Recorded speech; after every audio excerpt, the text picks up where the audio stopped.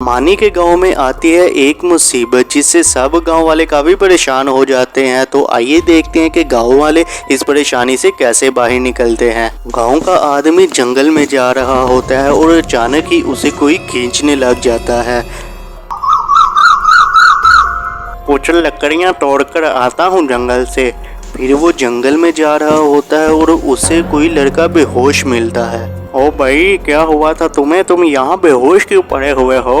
भाई पता नहीं मेरे साथ क्या हुआ था। मैं कल शाम टाइम इधर आया था लकड़ियाँ लेने के लिए, लेकिन अचानक ही मुझे कोई अंदर खींचने लग गया और उसके बाद मुझे याद ही नहीं क्या हुआ था। क्या ऐसी बात है? फिर तो हमें सब गाँव वालों को इकट्ठा करके ये बात बतानी पड़ेगी। फिर दोनों जाते हैं गांव में और वहां वो सबको इकट्ठा कर लेते हैं। तो आइए देखते हैं कि वहां क्या होता है। मैंने आप सबको यहाँ इसलिए इकट्ठा करवाया है क्योंकि जंगल में कोई ऐसी चीज है जिससे सब गांव वालों को खतरा है।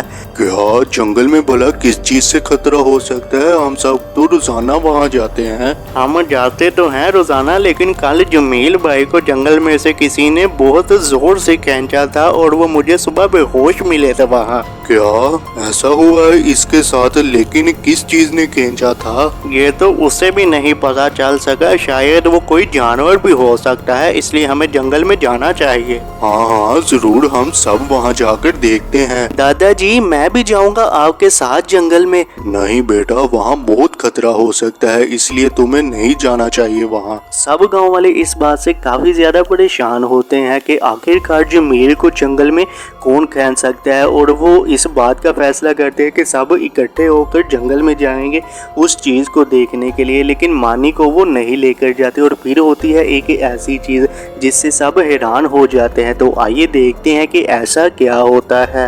यहाँ कोई भी खतरनाक जानवर हो सकता है, इसलिए हम सबको यहाँ ध्यान से रहना होगा। दादाजी मुझे अपने साथ लेकर ही नहीं गए, मैंने भी जाकर देखना था कि वहाँ है क्या। ये कौन खड़ा है? यहाँ सब गाँव वाले तो जंगल में गए हुए हैं। जमील का बनाया हुआ प्लान कामयाब हो गया। अब गांव के लोगों के आने से पहले इनके घरों का माल ही साफ कर लेता हूँ। अच्छा, तो ये जमील अंकल ने झूठ बोला था ताकि वो चोरियां करवा सके। अभी जाकर मैं बताता हूँ सबको। दादाजी जंगल में कुछ भी नहीं है, ये जमील अंकल ने झूठ बोला था ताकि वो पूरे गाँव में चोरियां करवा सके, सब गाँव वालों को यहाँ भेज कर। अच्छा, तो ये जमील ने इसलिए करवाया था। पकड़ो इस जमील को और चलो उसे गांव में लेकर चले और इसके साथी को भी पकड़े। तुम दोनों ने क्या सोचा था कि गांव में चोरियां कर लोगे और किसी को पता भी नहीं चलेगा? चलो मारो इसे और फिर इन्हें पुलिस के हवाले कर देंगे। सब गांव वाले इस बात से अनजान होते हैं कि ये जमील का ही बनाया हुआ प्लान था, लेकिन जैसे ही मानी को पता चलता है उस प्लान के बारे वो सब गाँव वालों को बता देता है और वो फिर उन दोनों को पकड़ के पहले तो मारते हैं और फिर उन्हें पुलिस के हवाले कर देते हैं। और फिर सब गांव वाले मानी का शुक्रिया अदा करते हैं क्योंकि उसकी वजह से गांव में चोरी होने से बच गई थी।